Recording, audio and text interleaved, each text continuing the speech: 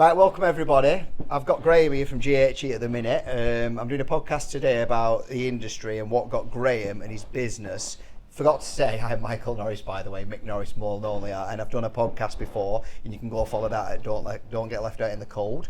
Right, so I'm going to be asking Graham some questions today. We got in the industry, how he started, what his ambitions were as a kid. We're going to go through it step by step. I'll just introduce Graham.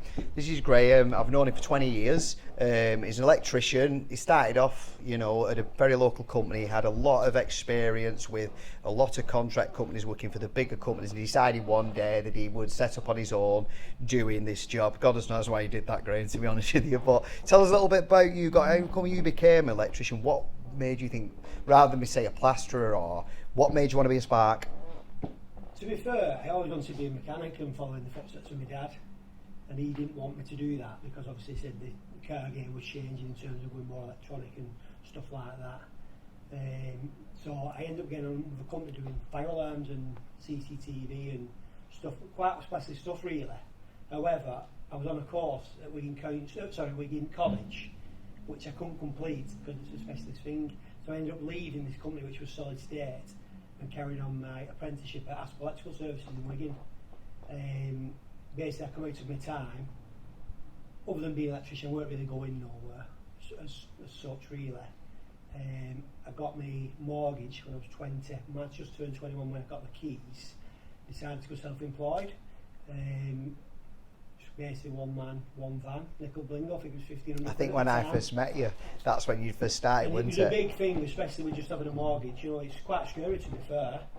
And like a lot of companies, you do have your ups and downs and issues with cash flow, and stuff like that. Did you expect to be one of the biggest in the area? If I'd said to you 20 years ago, this is what's going to happen, Graham, you're going to have this, and this, what would you say? I'd probably say you were lying. Yeah. Do you know what I mean? There's no chance, you don't think. But yeah. I have always wanted to be quite a large, obviously contractor. I'd say you're one of the biggest, aren't you, in Wigan now? Oh, yeah, definitely, yeah. 100%, yeah. Because what we've done, what I'm trying to getting in there, that me and Graham are dual branding our companies so that we can take advantage of the marketing, the experience. We've been working with GHE now for a few years, so if we get any problems with our own car, we just ring up one of the guys at GHE, they send someone out, and it's really done in-house, so it allows us to offer the customer the qualified engineer, so we're not just sending plumbers out doing the jobs that Sparky should be doing. So we've got qualified lads to do the jobs that they're doing, and I'm quite excited at the minute because me and Graham have got a few things in the pipeline which we'll let you know over the next 6 months, because we'll be doing more and more of this social to get it out there. But I was just thinking, like when you was at school, I'm just jumping back now from when we're touching back on when I asked you why did you get into it. Do you know when you was at school? Yeah. Was you academic? Not really, no. No, definitely not. Was you a bugger? Always sounds a bugger. Lovable rogue? Yeah. Yeah. Well, most lads go into a trade, don't they? Because they're usually not too great at school. But I think if you're going to go into electrician or be a heating engineer, what you do need to realise is you do need to be a little bit academic. Because I didn't realise myself, like some of my friends who are plasterers and stuff, they don't have to do all the resets that you and those guys have to do. So we've got lads that have come into our company thinking, no, I'm going to be a plumber, and they just think they fix toilets. They don't realise, a lot of the new lads now, I don't know about electricians, but they want to be a heating engineer or gas safe engineer. You've mentioned the word plumber and you're spitting at them. So I don't know if you have anything like that. What's the aim of a Sparky? What's the top of the chain of a Sparky? What's the one, do we call it? Is there anything in that?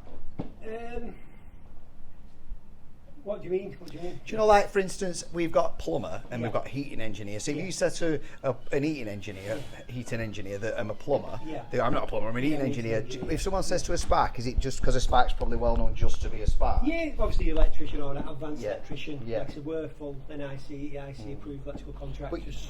But what I'm getting at, you don't just do, although it's powered by electric, but the electric game now is going more and more into automation, software, IT, cable. It's completely changed, hasn't it? The way that you go to smart homes. What's that company that you're now partnering with? That is doing smart that's homes. it. Yeah, the smart homes, the products. We obviously pass them work, and they also pass us work in contacts and stuff like that.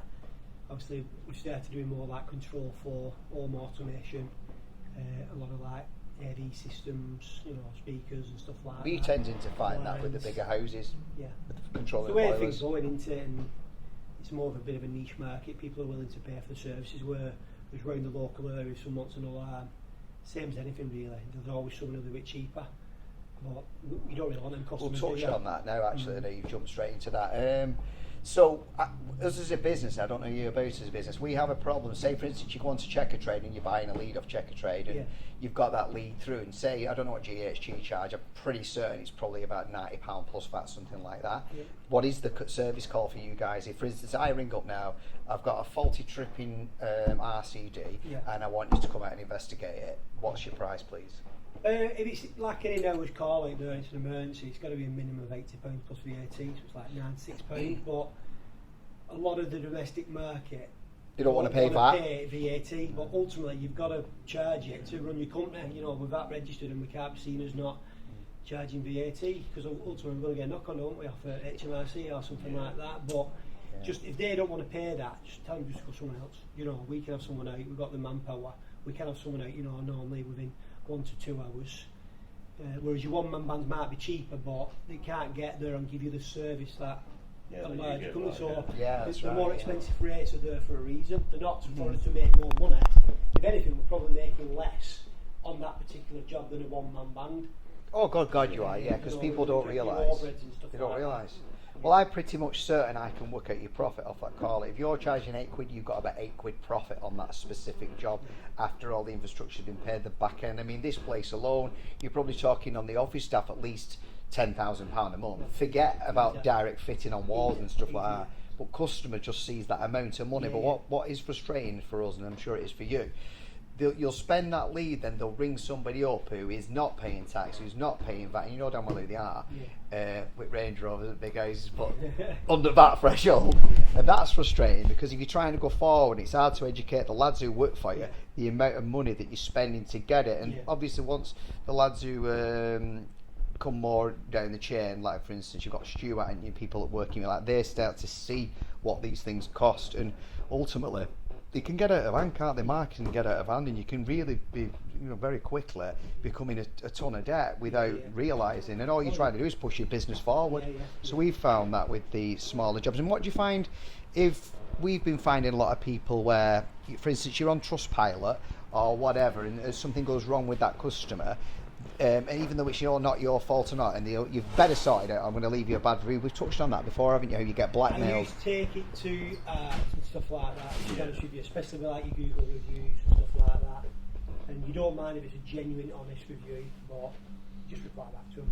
I think we've got, if we're looking at some maybe 3 bad reviews. One was from a previous subcontractor we used, which we went out the day after and sorted it out. The subcontractor did, but he felt it was necessary to put a bad review on, just because he was angry more than anything. It was the apprentice who'd done the job, to be honest with you, on a subcontractor. It wasn't screwed back correctly, this shower, it wasn't sealed or something, or it was sealed and it wasn't screwed back proper or something like that. Went back out more and after sorting it, but he still put a bad review on. Paid us, you know what I mean? Paid us full price. It is frustrating that though, isn't it? Because ultimately the fact of the matter is, I think people need to realise, especially touching on the apprentices there, that if you're going to grow, every motherfucking person is going to make them mistakes, because ultimately they're learning, aren't they? And you've got to, I mean, we've got 2 out at the minute who I'm like, oh shit, should we be sending them out? But everyone's been there, so you've just got to do it. Absolutely. Silly things, you know what I mean? It's about putting it right, and that aftercare, isn't it? 100%. So currently, at the minute, how many lads have you got, you know? Employed at the minute, I think it's 18, and then obviously we've got subcontractors full time, and then obviously other contractors doing day to day. And how many girls have you got in the office? None currently. Are you sure? Yeah, well, are you absolutely sure about that? Sure, I've spoken to a couple of them in that office. Well, they're not actually girls, they're on the weekend, they're the weekend and stuff like that.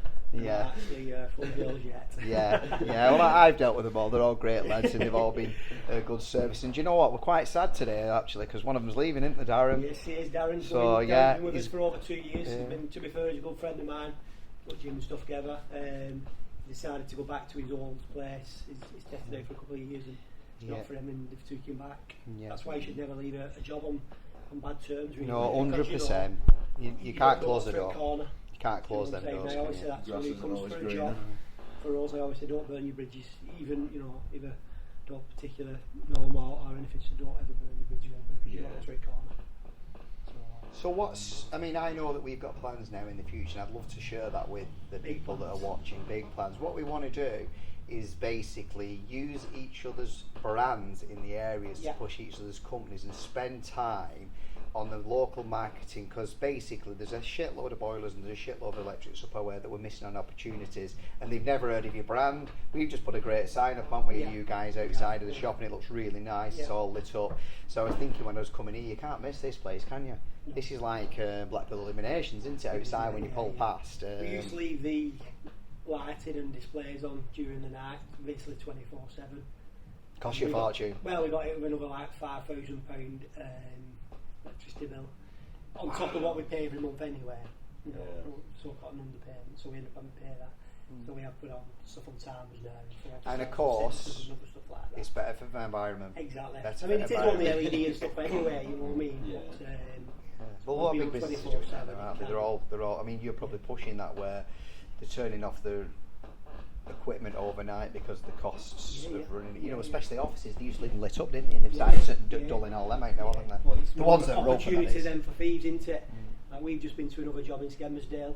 What's been broken and literally it's lit up like a Christmas tree normally. However, they've turned the lights off because of the energy bill, and they've been brought. The thieves have just had a free rein basically because there've been no lights on whatsoever. It's been belting for them. It's ideal for them. Yeah. So, but out of that, we got an alarm, some more CCTV and other stuff. So it's bad for one business, but obviously good for other businesses, especially in our industry. I think the electrical industry there's tons of opportunities out there, and I'm thinking more like along the lines of renewables, because they're going to get electrification out regardless of anyone like it or not. It's looking that way. I mean, things might change depending on what government gets in, but ultimately it's like, because I'm sure if you know, definitely not in my generation, not yours, maybe not probably not in your kids, but eventually if gas does go, heating engineers will have to be electricians as well, and I think you'll have a lot more crossover at that point where they're doing each other's jobs and things like that. And I've just thought, Graham, one thing I've not done was introduce Wes. For the people who are listening to this who can't see it, Wes works for us in our office. Graham and Wes know each other, and I'm sorry, Wes, I should have said that at the beginning, that I forgot to introduce you. Wes, just quickly, Wesley basically is head of operations. He makes sure all the lads get in on time. He runs a lot of the bigger jobs, and he's coming more in to help me now within the business and run the business now. I'm sorry I should have put that at the beginning, but we got digressed into Graham. So back to Graham. So in the next 5 years, would you consider, there's like 3 exit plans of businesses, isn't there? So the first exit is sell it, the second exit is give it to your son, and unfortunately the third one's die. So which one do you want to do? Probably give it to your sons, really, don't you? Do you know what I'm saying? You don't want to. Ultimately, that's if they want to get in the game. Do you know what I'm saying? Yeah. You don't want to just. It's just when you get asked that question, not many people could answer that, because nobody ever thinks about, well, when I retire, because you never think you're going to retire. So like I said, I only believe there's 3 ways. I never the 3 ways. My plan is to grow the company, free up my time, and I'm sure you're doing the same. So then there's got people that worked in our company that can take advantage, and rather than going on their own, they can make more money with us and become part of the company, rather than just an employee. I mean, I don't like calling them employees anyway. I like members, team members, because I think you'll agree here, when you set up GHE, you was a qualified electrician and you knew how to do that, but you knew bugger all about business. We knew balls all, and we just winged it, didn't we, and guessed it. And to be fair, you're still learning there, aren't you? You know, it's constant. Especially like government keep us on our toes with the taxes rises all the time, and where have you? VAT reverse and stuff Pensions. like that now, and pension scheme and stuff like that. Yeah, that caught me out, that VAT reverse, when you first sent us that invoice. I didn't realise it was VAT reverse. So we weren't so aware, because you're normally used to seeing it, looking at bottom figure from a company, aren't you? So then you know there's VAT there. But it caught us out that on a job when we quoted it. You quoted us a job, we'd not remembered the VAT reverse. If you're not doing the direct to the end user. Principal, they call it principal contracts, don't we they? should be charging the VAT. Same difference, it's 20% across the job. So they obviously HMRC is still getting the full amount in VAT. It's just being makes paid sense, by really, doesn't it? one person rather than different people. It definitely makes sense. So the vision of GHE, we've asked you the question about what's your exit plan. What do you want from this business and company over the next 5 years? Do you want to double it? Do you want to triple it? Do you want to keep it as it is? Do you want to put more on the fact that we're going to go niche? We're going to downsize. What are your options? Are you a bit definitely on not the cards? downsizing? Obviously more turnover. Obviously more profit, because turnover is nothing really, is it? Won't profit. Sanity, vanity. Exactly. You can turn over as much as you want, but it's the profit what matters, doesn't it? Yeah. Getting like better works in really, so it's not like I say a rat race at the bottom and competing with your smaller companies. I mean, I know 3 companies in the last 2 years what's gone under, just literally doing like the alarms and CCTV. The prices are so low though, isn't Well, they? they're only going one way, they charge stuff like that, you know what I mean? I mean, this week alone, or the last 7 days, we've had just under £500 in tyres. I think it's like £485, something like that, just in tyres on vehicles alone. You know, so you've got to factor stuff like that into your costings and stuff like that with your jobs, you know. You've got a clutch going on at other vans and a battery. By the way, yours aren't even old vans. Yours are new vans. Yeah, so it happens, it's all cost. Yeah. So you might think you've done alright on a certain job or whatever, but then you know, a van then comes in for MOT, you need four tyres, 3 tyres, you know, well, like I said, 2 Wheel spins at lights and stuff like that. Yep. Yeah, apprentices. Scratches all over. A couple of girls go walking past and then they're off in van like that with tunes on a Friday. Yeah. Bad name for GHE. More tyres fitted. But yeah, it's true, isn't it? It's not like, it's not all what everyone sees on the outside. It's like an iceberg really, isn't it? When you think about it, people don't see iceberg, they don't actually see the actual foundation of it. Exactly like a tree and a root, isn't it? You know what I mean? They only see the blossoming thing outside, don't they? Like vans driving around, you know, showroom and stuff like that. You just automatically all think it's all image, isn't it? They'll think, wow, absolutely minted, and they're making a fortune. They don't see anything behind the scenes. Obviously Darren does, Stu knows a hell of a lot, so does Ben, people like that. Ben's one of the directors as well as Stuart, Ben's realised probably only the last few months, like how much money you've got to pay out just to like say accreditations, social media, stuff to get working, to keep lads in work. It's not just the actual job, is it, itself? Yeah, it's funny. To be honest with you, It's funny how you touch on that, like for instance, because a lot of people will say to, you know, for instance, like a doctor might be on 50% tax or whatever they're on, and they get the consistency. But the difference with a doctor, they don't have to buy their own tools and showroom and all the overheads, so their actual money's their own. Well, we get slated as, you know, most people take the £12,000 a year and then they'll take the dividend at 7.5%, but people don't realise that it's already been taxed at 25% before you take your 7.5 on it. So the people out there that don't understand that, and they'll comment like saying, "Oh, you don't pay any tax." It's like, "You're absolutely joking, man. I've paid about 120 grand in VAT," which they'll say, "Well, VAT doesn't belong to you." But what they don't realise with the VAT is the fact of the matter is when you're pricing against a non-VAT registered company, you're having to lose that money because you're having to give it the VAT man. So technically, it is costing you, and the general public can't see it because a lot of people say, "Well, the VAT money's not yours." Well, it technically isn't, but at the end of the day, you are taking a loss on your company. So a lot of companies, especially in the domestic market, VAT kills them because the customer, I mean, the amount of times I'll be out quoting and it'll be £2.5 grand job and they genuinely don't want to pay the VAT. So we've tried to even stop saying plus VAT now.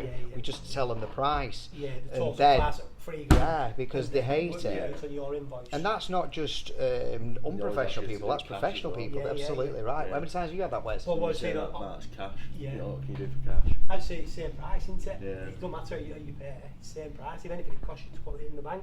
We'd sooner, to be fair, send an invoice and pay us via bank transfer, because obviously if they ring up and we pay on the Barclay card, that charges us. If they give us cash, we have to go and put it in the bank, that charges us. You know, don't you? You know what I mean? It's shocking that, because ultimately when we go cashless, which we will, people don't realise that even when you go to the pub, you get charged a transaction. When you draw your money out, there's possibly a transaction coming soon because they'll say you shouldn't pay it on your card. I know some machines already do charge you, but you can see where it's going. I mean, I think the bank's just announced that they're going to be charging more rates on transfers and starting charging for certain things. I got some letters from lawyers the other day. I didn't really read it because every time I get reading them, it just puts me depressed because it's just another cost. When you can't pass that on to the customer, because the customer, like, you put it up, they call you greedy, don't they? Yeah. It's like if you go and do a job, you say to an in-hours call out and it's 65 quid plus VAT, it's like 78 quid, and then 3 weeks later they send you a cheque. That cheque can be stored on you. Obviously I know you can use your phone there to put them in and stuff like that, but if you're going into the bank with it, you know, it's cost you to post it out with the invoice, you know, if they're not on email, which some customers are not. It's cost you for a stamp, envelope, stuff like that. Then you've got to go and pay parking to then go and put it in the bank. Then you've got to wait 3-4 days for it. Time. However, Time you've as still well. got to accept it on different methods. You can't. It's your time, say, isn't I'm it? not having a check on. You're not paying on card. It's just you've just got to give all them service, haven't you? Yeah. Ultimately, do that. Because Get of back Every to it. car. Yeah, exactly.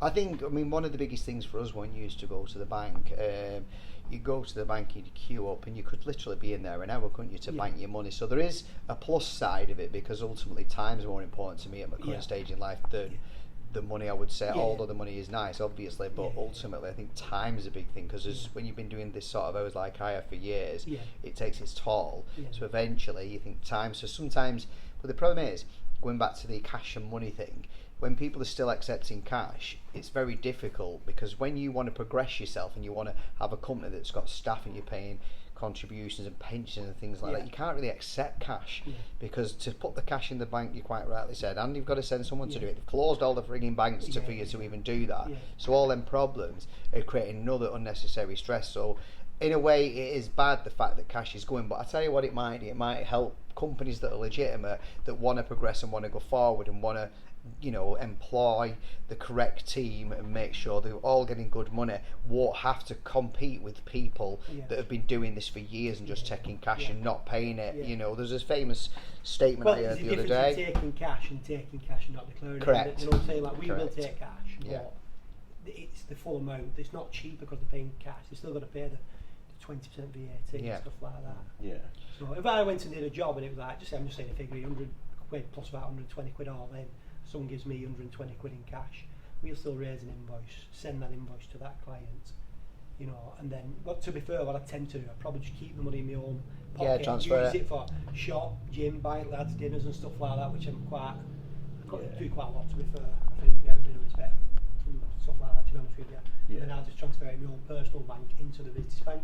Just saves me going into town, really, perking up and stuff like that. Because that's another thing, isn't it? That's true, that, because even a lot of small businesses now, they can't afford to take the car and payments, because if they're selling like passes and stuff like that, it can soon swallow the profit what they're already paying for the building, etc. Because the costs have gone up so much, especially like bakers and you know, using the pennies pound. I mean, ours has gone up 3 times, so it's 3 times as much as it was. Ours was about 700 quid a month our cost to run it.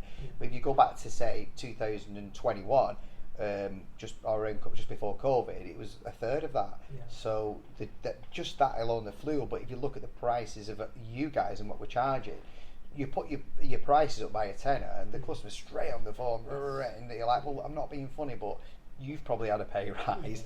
You've probably seen everybody else. What do you expect us to do? I think that's one of the biggest challenges that I face as a business owner, and it's becoming less of a problem for me, because I think my mindset's changed. I'm now in a complete mindset difference than I was in COVID. So now I'm more back to being positive, more back to doing it. You know, rather than just focus my time on the negatives, which we've talked about quite a few of them today, and I'm glad we've covered them. Ultimately, I look at the positives, because there's a lot of positives that come out of it. You know, there is a lot of positives. To name a few, you've got the fact that you're employing people that are local. You're allowing them to stay with the family, so they're not travelling, doing the trades, you know, going to living in London. They can stay with the family, so that's another bonus. You're putting into a local community, all the money's going back into community. We sponsor a kids football team. Do you do anything similar? We sponsor a number of football teams, to be fair. We've just become a goal patron at Wigan's Youth Zone. We do quite a lot with charity. We have our own charity, the G Foundation, which we do a lot of fundraising for Wigan neonates. Well, isn't your wife up at like 4 in the morning filling tuck shops and things like that? Like what people would never know, that you're running your business, you've got children. She's got a full-time job and she's up at 4 in the morning filling these tuck shops for nothing. And so just tell me a little bit about the figures that you raised, because I was pretty shocked when you told me what figures you raised for that Baby G. Baby G Foundation is, Graham can explain a little bit about that in a second, but it's very strong to Graham. But I was shocked, and to his wife, that how much they raised. Could you tell me a little bit so people know what Baby G is about and what it is about? Because I don't think you know what that is, do you, Wes? To be honest with you, we lost the baby in 2015. So since then, obviously we do a lot of fundraising for Wigan Hospital, neonatal unit, stuff like that, and Bolton, and to be fair, St Mary's Manchester and stuff like that. We've raised in excess of £100,000 now. See, that deserves a round of applause. That to be honest with you, it's not. I'm not giving a round of applause. absolutely Yeah. stuff and raffles and kids' parties and stuff like that, and we pay for stuff and all the proceeds, including what we paid out, goes obviously into it. But there's also like good friend and like family member really, they do a lot for us, Dawn and Keith, Stu and Ashley. To be fair, a lot of our friends, men, Laura. So they all like jumped in and helped loads out. of like helps, but the main people who's like, say for instance, Dawn and Keith, they're in charge of all the bank. You know what I mean? We have no like access to them banks at all because you know what people are like. Yeah. And Yeah. I don't know if you want to call it jealousy or whatever. You might see you driving around in a nice van or car, you know, and before you know it, There's a spending rumour. bad rumours, you know, where they getting their money from them, you know. Or Well, whatever, to be you fair know. with that, Graham, But- how I would say that to anybody that's listening is that something that nobody deserves to lose a child, and it's one of probably the biggest shocks. But actually, there is something massively positive come out of that because of what you've just said and what you've raised. So it's kind of like, I know it's awful, but there is a positive there. So the people that say anything like that. My comment with that is, to say even that you was doing that's pretty disgusting, isn't it? So I mean, no one's we ever don't all said that. say I've never heard no one say that or anybody sent for parties. However, we'd prefer not to have any. With it for that reason, really. I know it might be in your head that you've been a bit paranoid or whatever, but no one can say nothing, can they? You know what I'm saying? If it's obviously no dealings with it. So this building we're currently in, what's the actual postal address of this? Where are we actually at? Because I'm not To from be Wigan fair, and this I is- drive here and I don't Yeah, actually yeah, know yeah. where we are, even though it's been here for 2 years. I just drive here. Yeah. So would you know where the actual? Yeah, it's town centre of Wigan, obviously it's a WM1, can't really get any closer to the town centre. We actually bought this building, myself and Stuart, with another company we own. The reason we do that, obviously, basically we own the flat and the other shop at the front. The other shop at the front and the flat. That's basically this Wigan Heats here. Yeah, basically pays the mortgage for this place. So this is like our pension, if you will, for when we're older. Not too long off then, yeah. Yeah, next couple of years, yeah. No, obviously, I don't personally paint it like the nest or anything like that. I don't believe in it either. Anything I like earn and stuff, to be fair, I put into property really. Great, brilliant. So you've actually, I mean, I'm talking about it as if I don't know anything, but I do know that you've done it amazingly well, and I do think you're a very well known lad around Wigan, very hard to tie down, and that's not just his missus, but you're really hard to get hold of or set a date up with, or to come out with. We've experienced that today, haven't we, Brad? To be fair, I'll just stop you there because like I said to Brad when I come off the phone to Brad, in future please ring the office and book it in with the office because I don't have any dealings with any booking in. So if someone rings me, We've both said this, they haven't we? go, can you fix me alarm tomorrow? I go, yeah mate, don't worry about it. And then before you know, you're ringing me at 2 o'clock, one fix your alarm, and I have to be at school within half an hour for picking kids up when they come out to like 3:15, something like that. You know what I'm saying? So I obviously get it booked in the diary, it gets put on our CRM system and it gets sent to myself or one of the engineers, nothing gets forgotten about. So it'd be safe to say that you're a yes man.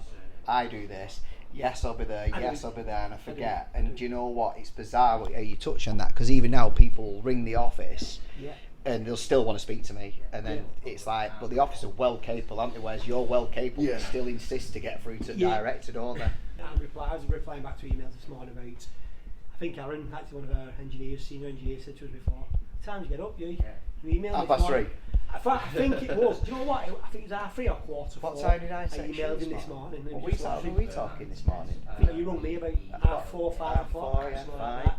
It's because your mind's continuously going, and I think if people actually just spent, like today before we've come into this podcast with you, we've been trying to show people on camera what's evolved in the day, and it looks really, really fun. And don't get me wrong, it is fun.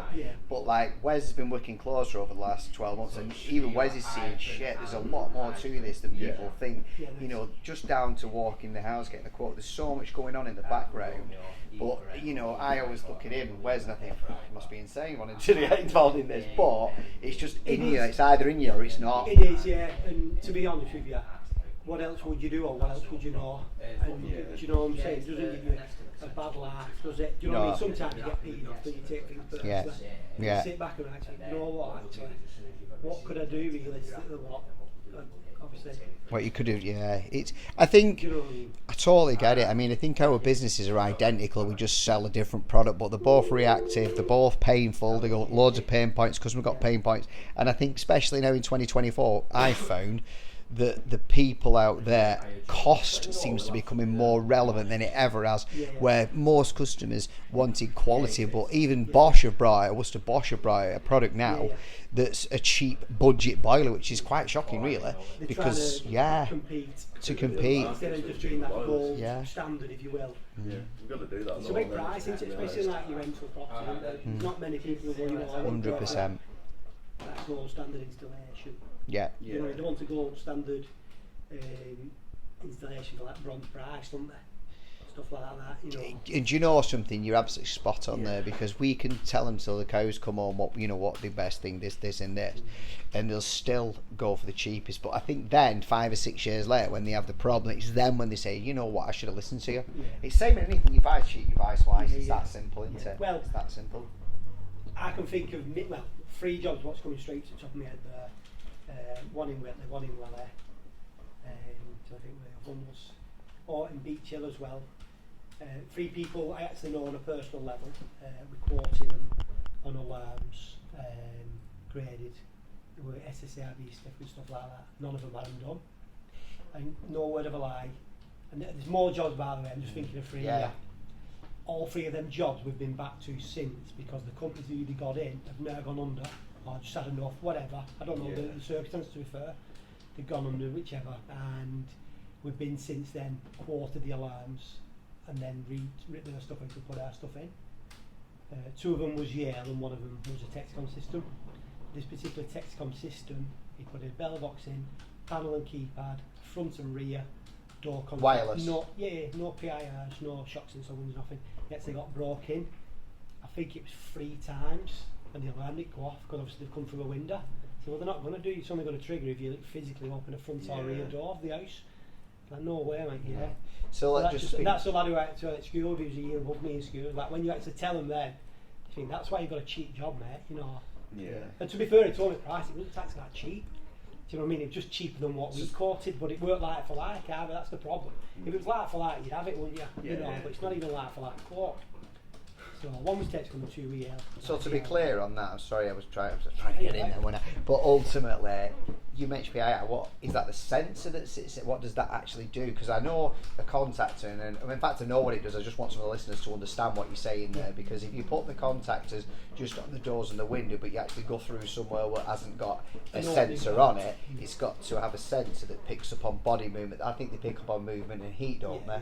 And that's on what sensors. You might have a shock sensor on a window. Obviously, what will go off with a shock or some charge. So you're better with them all, really, aren't you? You're better with the sensors, and you're better with your eyes around the property. But like in here, for instance, in here we've got 2 PIRs covering all the windows and the full building, basically. You know, obviously we've got door contact on as well. However, you start to put in shock sensors on every single one of them windows, you're going to get people coming out to King Street, banging on the windows. We've got fog bandits in here, what will fill this place with smoke, with obviously Volkswagen anyway, stuff like that.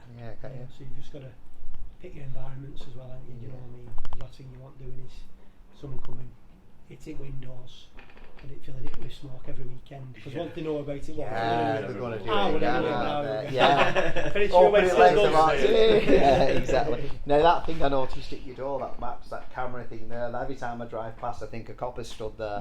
That actually looks like a copper at night. Like, what the hell's that? To be honest, that's just a decoy unit, basically. What you can get them powered, or you can get them solar powered. So basically if you're on a building site and there's no power, you can get 1, 2, 3, whatever. I'm guessing you can speak to people through that. Yeah, it's monitored. It's monitored, goes back to a alarm receive centre. Obviously, if it's triggered, it basically tells you you're being recorded, you're being monitored, and you know the key holder or the police, whatever has been called, just limits the time. It's not going to stop someone trying to get on or whatever. However, it will limit the time once they know that someone has been activated.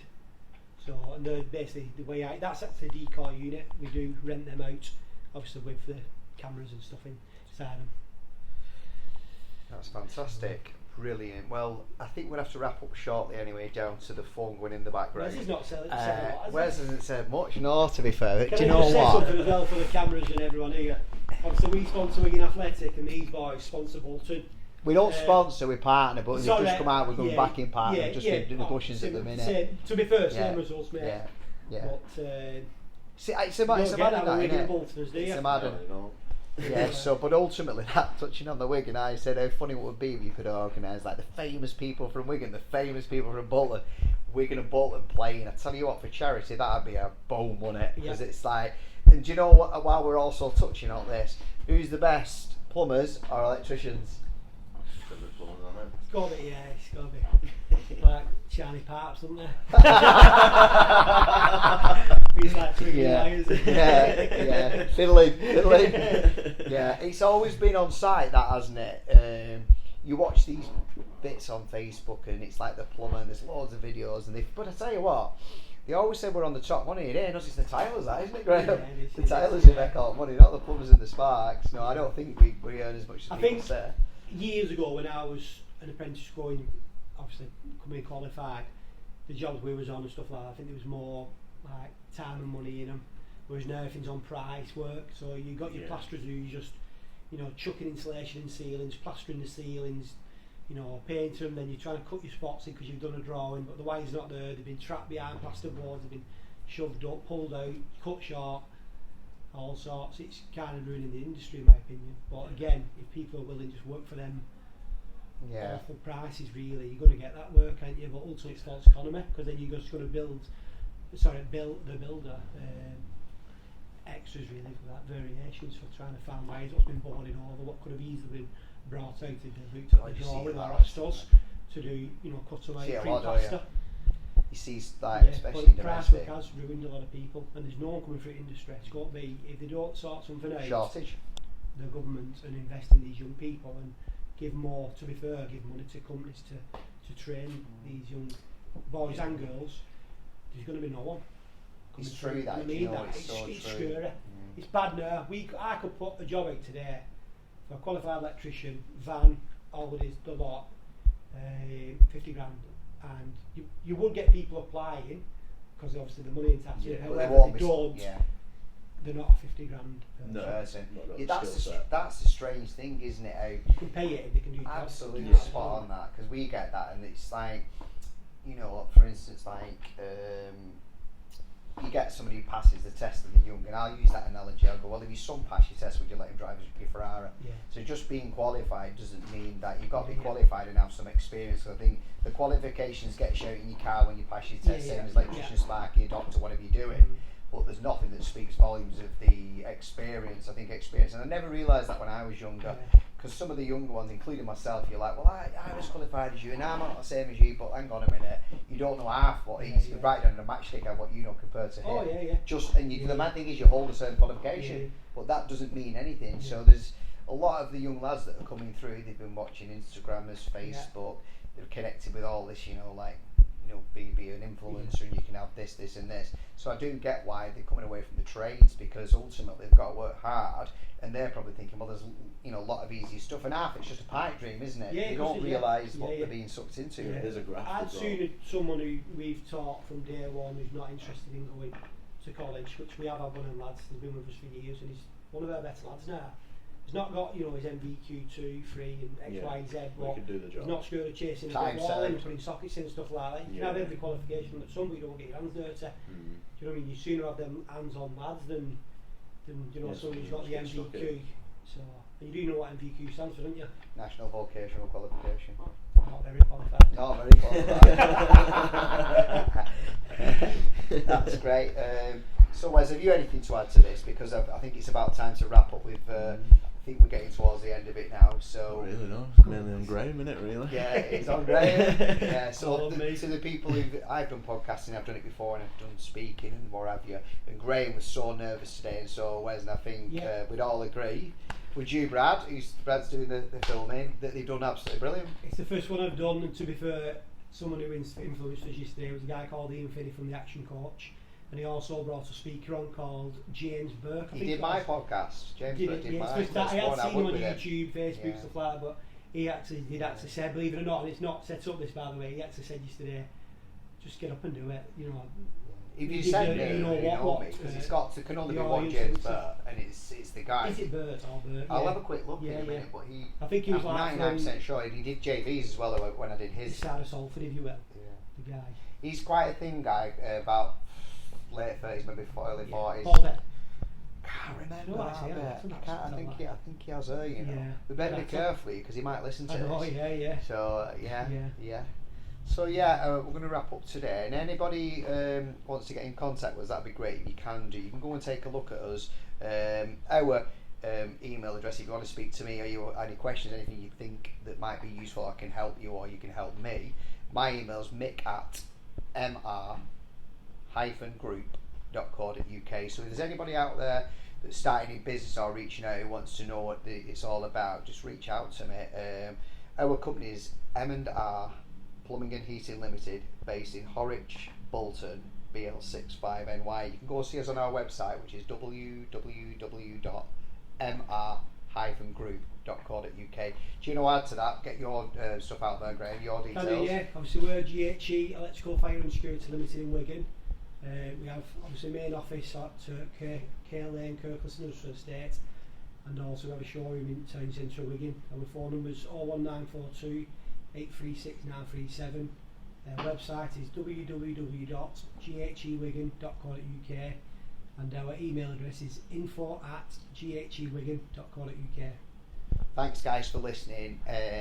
You've just been listening to a podcast presented by Mick Norris about GHE Electrical and the merge of us both. We've also got Wesley Godin with us at the minute too. We're trying to get to do a bit more social.